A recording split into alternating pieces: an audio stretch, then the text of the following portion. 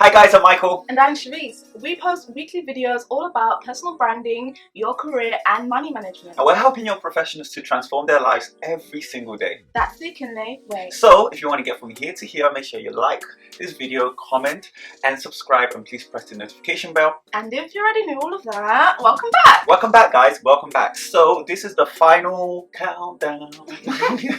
Part 3. Well, part 3 of our biggest decisions in 2020, but some of these decisions are actually decisions for 2021. We made them in 2020, but they're still 2021 decisions. Not all of them, just some of them. Yeah. However, Cherice has a disclaimer.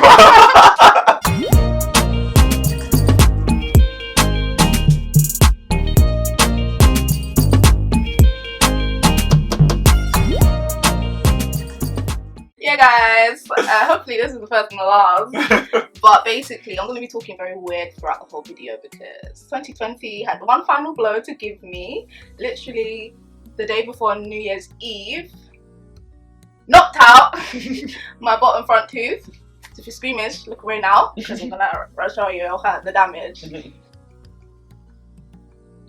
Yeah, so that's why I'm going to be talking weird, and this is probably going to be our last video for until it gets fixed. Might be a while. I don't think it's very professional, and I don't want to distract from the essence of what we're trying to teach. So even though I don't care, as I said, like 2020 has just taught me that. I mean, you can literally sow apple seeds, your mango seeds, but if life wants to give you lemons, you will reap lemons. Okay, it doesn't matter how much the mango is going to taste sweet and nice, and you calculated, yeah. You will have to deal with your lemonade, and that's what we're dealing with. Alright, so let's get into it. I'm going to be starting. This was a humongous life decision. Me and Cherice decided we want to foster. Yes, if you're probably thinking, oh my god, does that mean you're not going to have your own children? It's alright. We are going to have our own kids. Someday. Hopefully. But we wanted to foster simply because there are a lot of young children out there, even in the UK, that are abandoned, that don't have a home, that don't have a family. And you guys can probably appreciate how detrimental that can be to their development as a young child, as a youngster. And we felt like with everything we have a lot to give, not just from a kind of physical developmental perspective, helping your child to grow up physically, but also giving them the right framework to build their life, pointing them in the right direction, helping them to overcome maybe certain traumas that they have, certain psychological needs that they have. There's a lot we can do. I'm not going to go too in depth about it, but that was essentially the main reason why we wanted to foster. And also secondary is kind of to see how we would be as parents as well. It's a little bit of a reason, it's a tiny bit, but more so about the young person. Over to you. Okay, so obviously in the last video, Michael dropped the ball that I was apologizing to his mum, and like, what was that all about and why? And again, in the last video, I spoke to you about the whole turmoil I was going through throughout the beginning of half of the year when coronavirus and lockdown, and having to cancel our wedding and all the plans and all of that stuff. And we came out of the national lockdown around the end of June. Literally the week that we were supposed to get married, that's when the lockdown was lifted. Church opened up as well. That's when I was like I'm going back, but I don't want to go back just feeling so broken and down as to what's going to happen. Like, when am I going to get married? And if we don't get married, how will our relationship work? Like, can I still continue to be with Michael long distance? Are we going to fall into temptation like before we get married? Or like, am I going to lose my salvation? Or am I going to die? Is Mike gonna die? Like, just these worst case scenarios. As I was saying, like, my mind was just, I'm done with all of this, and it's just like, you know what, I can't do anything to get myself out of this. That I've tried all these things to make myself better, and because I didn't like being sad, I didn't like to be problematic to Michael and my family. I didn't want to be that person, but I'm not gonna lie, I'm not gonna try to deceive you. Oh yeah, I'm okay, but I know that I'm suffering inside. I'm not that kind of person. I knew that I couldn't do it for myself. I knew that I needed to depend on God, basically. That's literally the prayer that I was making throughout the whole of July. I was like, God, you see my heart, you see what I've done, you've seen what's going through my mind, you know everything basically, and you're the only one I can trust. You've got me out of things so many times before, so you're gonna literally have to get me out this one. Basically, I gave him a month to do that. I was like, a month is nothing, like, you can do this in like a couple of days if you really wanted to, but I'm giving you a month to literally turn things around internally for me. I didn't really care about, I did care about all the unanswered questions about, okay, when am I going to get married, when am I going to get a job and all these other things, but mainly I wanted to just be okay and be strong again. By the end of July, I was strong again, hallelujah, and yeah, God really did heal me and turn things around. As I mentioned, last video. But at the end of it, what I had to do was speak to Michael's mum, because the whole wedding thing, she didn't really want to get involved with that. You know, she wasn't really on board with the whole getting married in 2020. She wanted us to wait until 2021. She just felt like it was a bit rushed, and to me, I just felt like she didn't like me, and she didn't really move like she liked me the whole time that, you know, I was with Michael, and I didn't seem like, you know, a worthy wife for him in her eyes. And yes, she made that kind of clear to me throughout our whole dating period, which was like, So when the lockdown and whole everything was announced, I didn't talk to her. Like, I was not talking to her, and I wasn't trying to talk to her. And I mean, I knew she wasn't talking to me, but before that, I was literally like trying to, you know, develop a relationship with her. I was trying to be the bigger person. But when all of that I was going through, I wasn't trying to befriend no one like that. It's the beginning of August now. I called her. Then she said, oh, you know, I didn't want you and Michael to be like angry at me just because, you know, I was giving my advice. I was like, yeah, you're right. If we took your advice and put off the wedding planning and everything, obviously we wouldn't have paid for our wedding. We would have been safe from like the coronavirus, cancelling our plans. I was just saying that, yeah, you were right, because if we listened to you, basically, we wouldn't be in a situation where we're not having our wedding, it's all cancelled, nobody's really listening to us, like nobody really cares, none of the guests cares, none of the bridal party cares, like the vendors don't care to give back, they're not trying to give back our money, they're trying to steal from us, and like all this heartache and pain, and we're not even talking to her. All of this could have been avoided if we just listened to her, basically. That's what I said.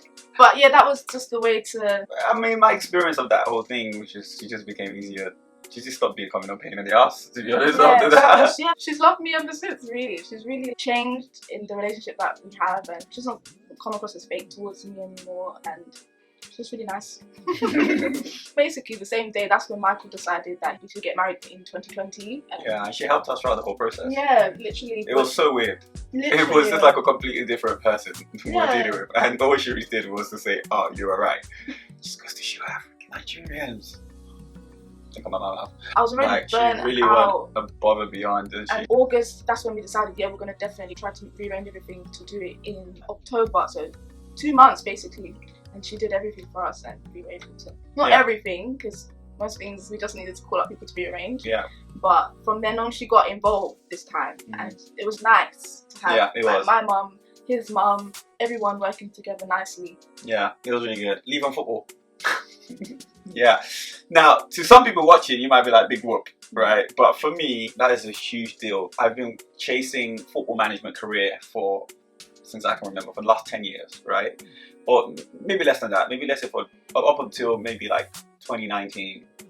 But I've always kind of wanted to go into football management, because that's just been my aspiration from when I was 16 and still in school. Everything I'd done from then on till I was about 23, 24 was towards that goal. 2020 was when I was just like, okay, enough.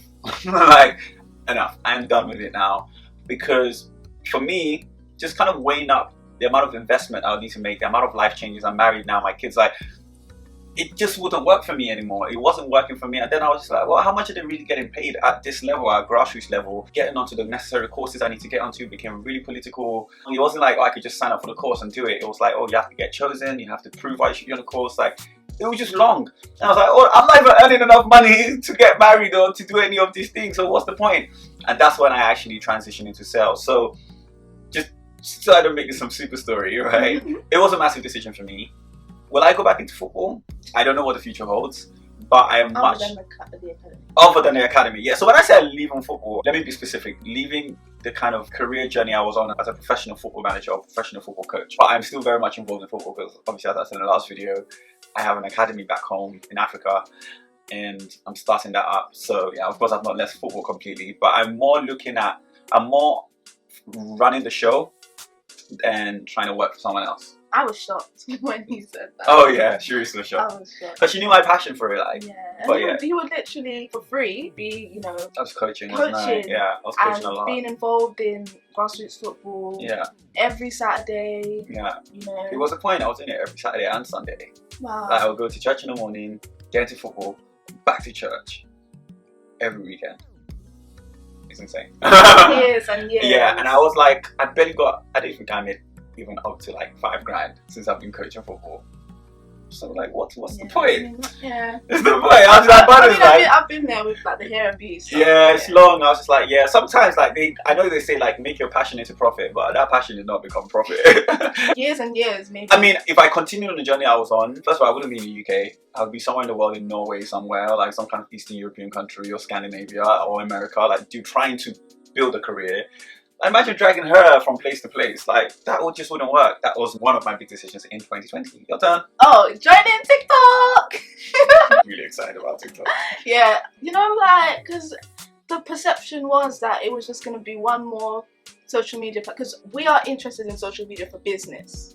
So if it doesn't really make sense for business, then I don't really think it makes sense for us to be on it. So we're on Instagram, we're doing YouTube, we're doing podcasts. I didn't want to put too much on our plate for it to be like, okay, you know, jack of all trades, master of none. So I was like, let me master one thing, but then at the same time, it's like, you don't want to not be visible, not have a presence somewhere, and then that was the one that would have blown for you. That was the one that you would have established yourself, or the following just would have like gone viral, basically. So I was just like, you know what? Let me not, you know, it's still quite new. I mean, it's 2 years old now, and like, I'm not jumping on it when it's like fresh, but I'm also not jumping on it when it's too late. So we might have a chance, basically. More than what I thought I was going to get out of TikTok is what TikTok actually gave to me, which I wasn't expecting, which is why I'm using it as like one of the biggest decisions and one of the best decisions I made, because yeah, I learned so much, like so much from TikTok. And okay, I'm talking about it because I know there's a perceived perception that it's just about dancing videos and little kids on this app. And there are little kids on this app doing dancing videos and adults on the app doing dancing videos. But more to it, there are a lot of like content creators, not even content creators, just like average, normal people sharing their life or sharing their tips, sharing things like that. Unless you go searching for these things on Google, you probably wouldn't know. Yeah, and I just have access to it. And it's just coming to me, and it just makes me feel like, wow, like, what a world we're living in. And it's just like at my fingertips, I'm learning all of these things, and it's digestible. It's like 30 seconds, 15 seconds, 60 seconds max. It's the part of social media that I've not known before, and it's really exciting to me. And because of that, I'll go on to my next one, but Michael, go first now. Do you want to just go into your next one, anyway? No. Because it's a nice follow-up. Do you think so? Yeah. And because I was on TikTok, that's when I learned about autism and... Big one! This shocked me. But listen to her story. Okay, you know how I was mentioning in the last video that I have the Clothing with a Cause mental awareness apparel. Yeah, so obviously I'm into that space. And that's where I learned about autism and more about mental health. And more I'm following these autistic women, which is like, really, are there autistic women in the world? And hearing their stories and seeing how like normal looking they are, but they have this autism spectrum disorder. And then I'm like listening, learning, you know, writing, and then I'm also reflecting on like my own life and like my childhood and my struggles and everything. I'm just like, wait, I'm resonating a bit too much to these women. Like, they're saying things and like exactly the same way that I think, or the way that I feel, the way that I've been through things, and I'm just like, wait, hold on, like, am I autistic? But obviously you're not trying to just prescribe yourself of diagnose. Yeah, diagnose yourself on the internet. Like you're not supposed to do that. You're not supposed to just, you know, Google your symptoms and then suddenly you have some kind of disease. That's how I felt anyways, but I was like, no, this is something. It's a bit ignorant of me to just dismiss it. So I was like, let me actually, you know, get tested. There's no harm in it. So I went on the NHS test and I went on some US tests, and turns out, yeah, she was autistic! The results were shocking, like, shocking. You are on the autistic spectrum. Calling up my doctor now and like finding out how long the waiting list is to get formally diagnosed and everything. And then I found out that it was 2 years, and then obviously now I've moved, so all of that stuff is just kind of still up in the air, but I'm kind of still trying to go down it. But that's what I learned in my 25 years of life, that I'm autistic. And more to it is that I've owned it, and that's something that, okay, it's like, what are you doing kind of thing. Like, you've not got your formal diagnosis. My family are trying to say, are you sure? Are you sure? Are you just trying to hold on to this thing? Like, gone through all my trauma, maybe that's something that I'm holding on to because of all the trauma that I've been to in 2020. But I was like, no, it's not got nothing to do with that. I will tell you with my chest, like, as sure as I'm sure that I'm black, yeah, I'm sure that I'm autistic. Yeah. And it's the most liberating thing. I want to raise more awareness about it and like learn more about it, and yeah. Great. So, Sorry. Another decision that I made in 2020 was the stand-up tour. I'm thinking, Michael, what's the standout tour? So essentially, I decided that I had a lot to give. I had a lot of information. I had a lot of learnings because of obviously all my achievements post-university in my career, job, earnings, salary raises, property, dream car. So I just had a lot to learn and I had a lot to give. So I said, you know what? I want to go to every university in the country and deliver a talk on what my learnings have been. And the whole purpose and the whole mission of that was to empower them so that they can also believe that, hey, this guy is not so different from me. I can actually apply these same learnings as well and actually change my life around, because that's where it really starts. Many people, before they leave university, it's a dark place, man. Like you don't know what you want to do. There's a lot of confusion. You don't know what's going to happen post uni. You don't know if you're going to find a job. You're not going to find a job. You don't know if you're going to have enough money to move out. Like, it's a dark place, like really confusing place. And what I wanted to do, and the whole mission of that tour, was to equip everyone I speak to be able to go into the world and do something amazing. And then COVID came. Because I actually had some talks booked with Coventry University, with Leicester. Like, things were actually looking really, really good, really positive. We And had then more COVID came. on the map. Oh yeah, we had more. But we're going virtual. We're going virtual. So I'm super excited about this year and what we're going to be able to achieve. Guys, what is our motto this year? Tell the world. Let me know. Alright. It's to be audacious. It's to be audacious, guys. I use this. This is how I describe it. Close your eyes, and then just jump. Literally, just close your eyes and do it. I'm not asking you to do this while you're watching us, no. But the whole idea is, it's a metaphor, right? Just close your eyes. That means you blind yourself to all your fears, all your shyness, all your hurdles that you can think of, any challenges, any blockages, everything. It's almost like you're like, I'm setting myself free from everything that holds me back from going for what I want, no matter what that is, whether that be in your love life, in your spiritual life, in your finances, in your career. You're just gonna go for it. If you want a promotion that you've never had the courage to apply for, you're just gonna go for it. You're just gonna go for everything, right? And even in the way you see yourself, you're going to be audacious. That means you're going to look after yourself in an audacious way. Like maybe like you want to lose like mad amount of weight and you're scared because you're like, I don't think I can do this. You're just going to be audacious and you're just going to do it. So guys, that is our spirit. Throughout the whole year, this is the one word we are going to use in every Instagram story, video, any content you see across. You're going to see the hashtag, the year of being audacious. That is it. So I'm going to be audacious with my tour this year.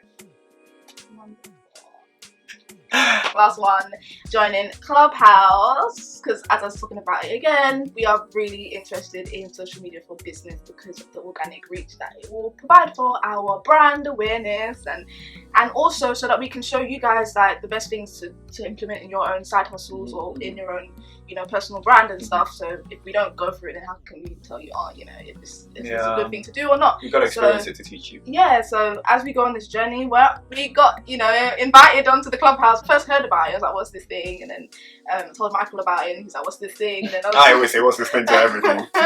And I was like, you got to get invited. This is not something that you can just download it. Sign up for, Once I got in now, it was worth the hype, because I was just listening, I was just seeing how much value like we could give and people could give to us, and like the community that we can really connect with. Yeah, and I'm in the rooms, I'm just thinking about how we can moderate rooms, and it's a lot.